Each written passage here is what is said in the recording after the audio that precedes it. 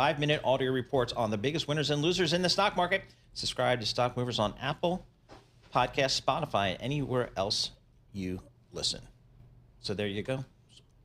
A lot of stuff going on in the marketplace here. And that was really, I don't know, I've read that story and I was a little bit in shock. But to Alex's point, it's kind of not shocking too, just because you've heard it so many times. Yep, absolutely. Let's get down to Washington, D.C. We'll talk to Nathan Dean here. He covers senior policy analyst for Bloomberg Intelligence. His job is to try to make sense out of what's coming out of D.C. Nathan, what's on your docket here? What's on the docket for Congress here? For some reason, I got like a January 30th date in my head that's another opportunity for this government to shut down or whatever. So just give us what you're thinking about for 2026.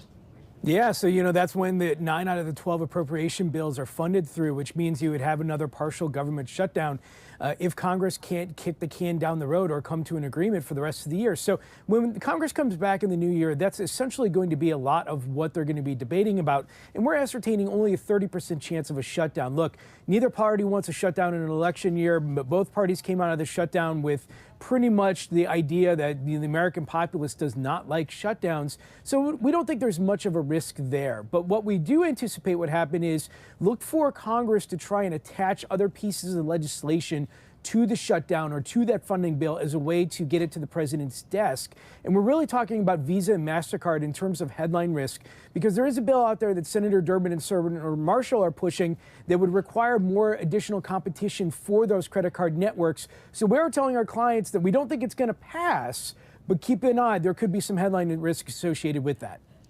Let's go to another topic. We know that the Fed is tweaking the stress test process. How do you think that will affect bank behavior and maybe market transparency?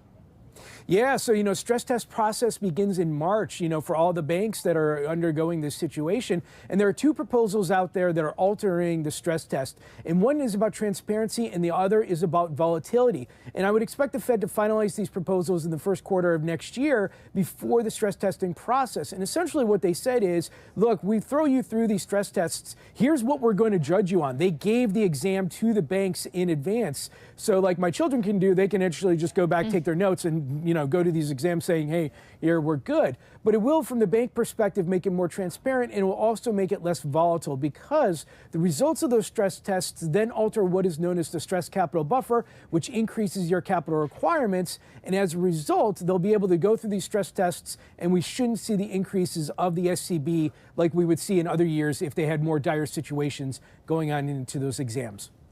So what does this mean for the Basel III endgame, which, as you've explained it to me and our listeners here, this is still coming from the great financial crisis, the kind of some of the regs here. Are we done with all this stuff now? We're almost done. And this is what we're telling our clients is that, the endgame, which is the last remaining piece of the Basel III Accords, is one of 3 proposals that they should be looking at. Now, the idea of deregulation for financial services has been around since President Trump won, and there's a lot of sentiment in the markets, and it's finally taking shape. The Fed finalized a rule called the ESLR right before Thanksgiving. It will return about $13 billion in capital to the G-SIBs. So think Bank of America, JP Morgan, Citigroup, Goldman, Morgan Stanley, and Wells Fargo. Now, there are 2 proposals that are coming out in the first half of next year. One is the Basel III Endgame, which Katanga Johnson at Bloomberg News is reporting that it's going to increase capital requirements 3 to 7%. Now, what's the story with that? Why are they increasing capital requirements? When you take that in conjunction with the other proposal, what is known as the G-SIB surcharge, we did some back-of-the-napkin math here, and we think for those 6 banks that I just outlined, ultimately, despite that increase for the Basel III endgame, you're going to be able to return around $60 billion in capital for those 6 banks. Nice. So when you take them both in together, the banks are going to be liking that story. Those proposals should be out in the first half of next year, and I think they can finalize them before 2027. So if you're looking at this from an implementation standpoint, think 2027 when that capital comes back. Very good, Nathan. Always good stuff from you. Nathan Dean, Senior Policy Analyst for Bloomberg Intelligence. He's based down there in Washington, D.C. Well, one of the